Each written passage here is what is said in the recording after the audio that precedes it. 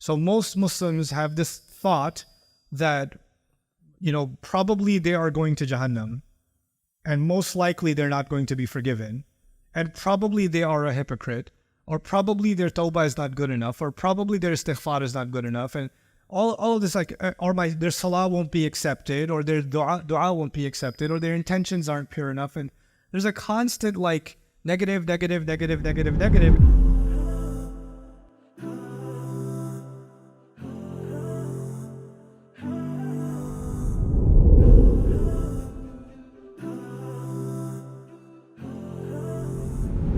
me, the way you look at the world affects how you feel.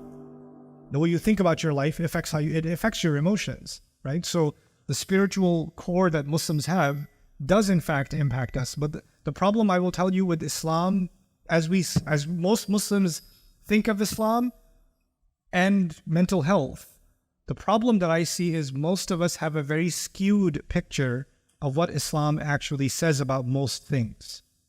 So we have a very guilt-based understanding of our religion.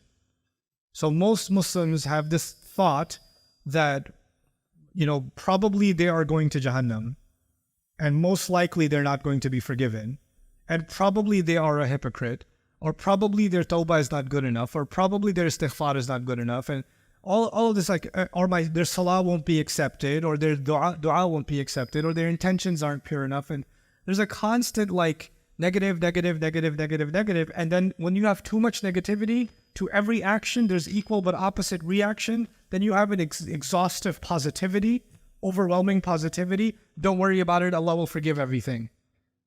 Right? So you get these two, and both of these are really bad spiritually, and they're really bad psychologically. Because if Allah will forgive everything, you don't see any consequences to your actions. And the other thing that happens with us is like, because the Quran uses words to define people, like believer, disbeliever, and hypocrite, right? So then we think that, well, I need to fit in which one am I? Am I this, or this? Those are spiritual designations, and Allah knows best. But that doesn't define you on a day-to-day basis. You can't diagnose yourself and say, I'm a munafiq now officially. You can't do that. Okay, when Allah was talking about the munafiqeen, He was talking about a certain group of people, but like I was saying before, you shouldn't be designating yourself so recklessly as a munafiq. If you're struggling with something, a lady came up to me today, she says she struggles with wearing hijab sometimes, because and funny enough, she has no problem wearing hijab outside in Germany, but when she goes to her own Muslim family, she struggles with wearing hijab because they're going to make fun of her. Or she's going to feel awkward because nobody does it there. Within the family, it's more criticism, right?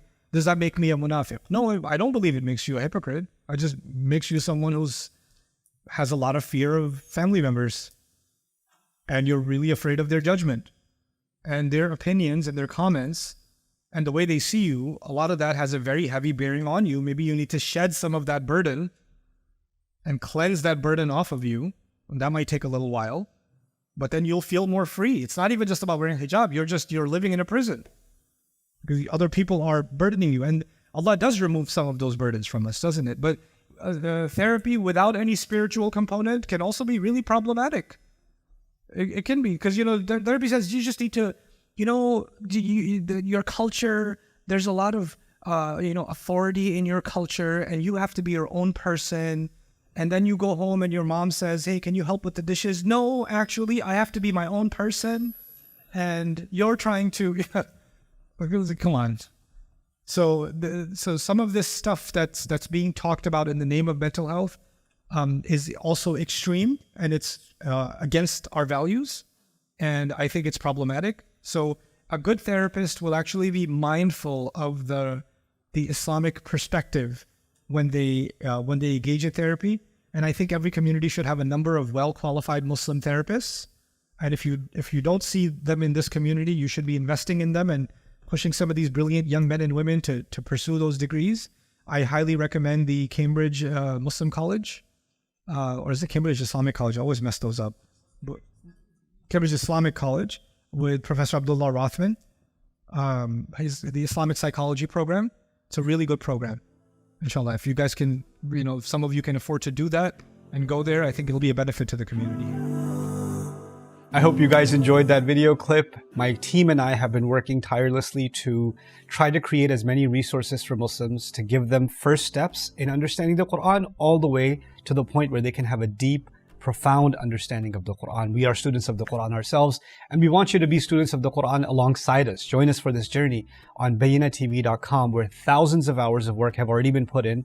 And don't be intimidated, it's step by step by step, so you can make learning the Quran a part of your lifestyle. There's lots of stuff available on YouTube, but it's all over the place. If you want an organized approach to studying the Quran beginning to end for yourself, your kids, your family, and even among peers, that would be the way to go. Sign up for bayyinatv.com.